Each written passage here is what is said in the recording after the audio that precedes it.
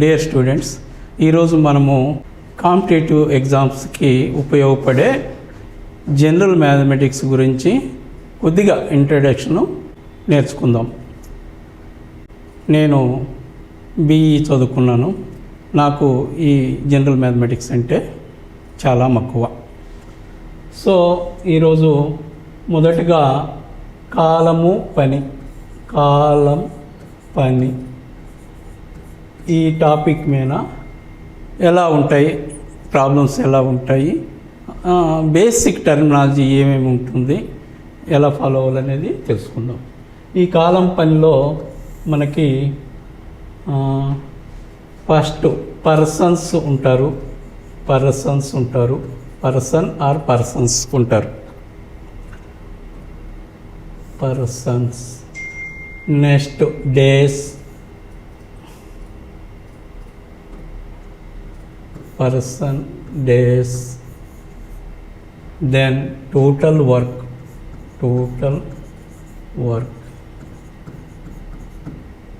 Next, efficiency of person.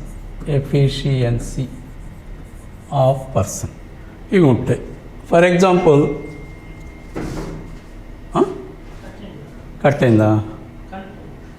For example person ఏ ఉన్నాడు, ఆయన ఒక పనిని 15 డేస్లో పూర్తి చేయగలడు. పర్సన్ బి అనే ఆయన ఉన్నాడు, ఆయన ఒక పనిని 12 డేస్లో పూర్తి చేయగలడు. సి అనే పర్సను 10 డేస్లో పూర్తి చేయగలడు. ఈ టోటల్ వర్క్ అనేది ఈ డేస్ యొక్క ఎల్సిఎంకి మల్టిప్లర్ అయి ఉంటుంది. ఈ ఏబిసి ఎన్ని రోజుల్లో పనిచేయగలుగుతారో ఆ డేస్ యొక్క ఎల్సిఎంకి మల్టిప్లర్ అయి ఉంటుంది. ఈ LCM of 15, 12, 10 is 60. So efficiency అంటే ఒక రోజులో ఎంత పని చేయగలుగుతాడో చెప్పేదే ఏ యొక్క ఎఫిషియన్సీ. 60 చైర్స్ని 15 డేస్లో చేయగలుగుతున్నాడంటే ఒక రోజులో ఎన్ని చైర్స్ చేయగలుగుతాడు అంటే 4 చైర్లు చొప్పున చేస్తే 15 60 చైర్లు ఆ పనిని 15 రోజుల్లో పూర్తి చేయగలుగుతాడు.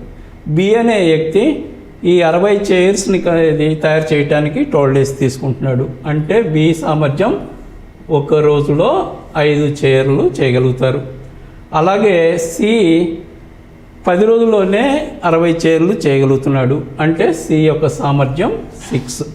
సపోజ్ మనము ఈ ముగ్గురు కలిసి ఎన్ని రోజుల్లో ఈ 60 చైర్లు తయారు చేయగలుగుతారు అని మీకు అడగొచ్చు.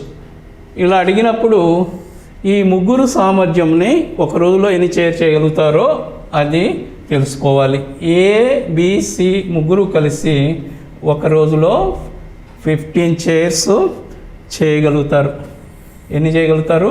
15 చైర్స్ చేయగలుగుతారు. అంటే మొత్తం 60 చైర్లు చేయటానికి వాళ్ళకి ఎన్ని రోజులు పడుతుంది? 60/15. బికాజ్ ఒక రోజులో వాళ్ళు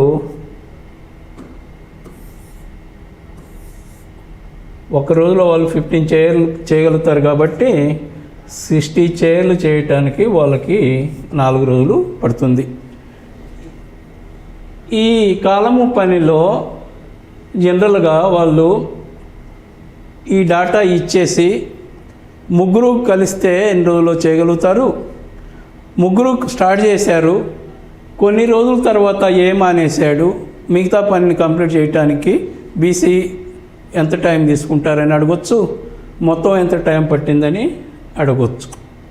లేదా ఒకరు స్టార్ట్ చేసిన తర్వాత మిగతా ఇద్దరు కొన్ని రోజుల తర్వాత డిఫరెంట్ డేస్లో కూడా జాయిన్ అవ్వచ్చు.